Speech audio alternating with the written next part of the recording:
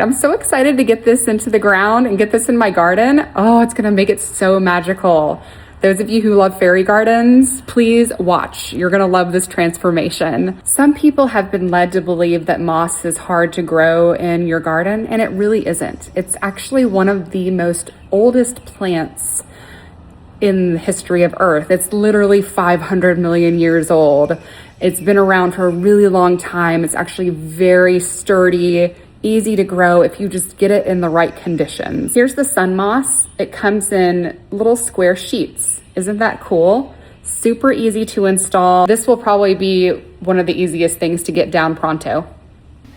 Isn't this amazing? It's called rock cap moss, and I'm planning to put this on our moon gate. So I figured I'd do a quick little video showing you where I'm gonna be putting all this gorgeous stuff. I literally have like boxes and boxes of this beautiful stuff here. Look at this. Here's some cushion moss. Oh my gosh. I'm so excited to get this out in the garden. It's gonna be so beautiful. Here is what the cushion moss looks like. Now, once this gets hydrated, it actually greens up very quickly. It might look kind of meh right now, but as soon as you get water on it, it activates and it just turns a beautiful green. I'll show you in just a minute what I'm talking about as we do this whole process. But when installing moss, you want to make sure that it is completely connected to the earth. So you want to make sure that you move out any sticks or leaves or mulch, any sort of debris does not, you don't want that on the bottom side. So you have to make sure that it is firmly connected to the earth, to the soil, and then you water in really well, and then it'll activate and turn bright green for you.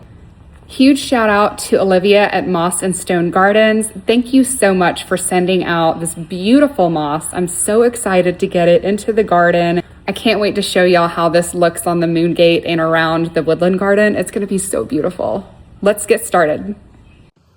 All right, trying to use my smarts here. I am going to install the mood, AKA rock cap moss, up in these little crevices of the moon gate.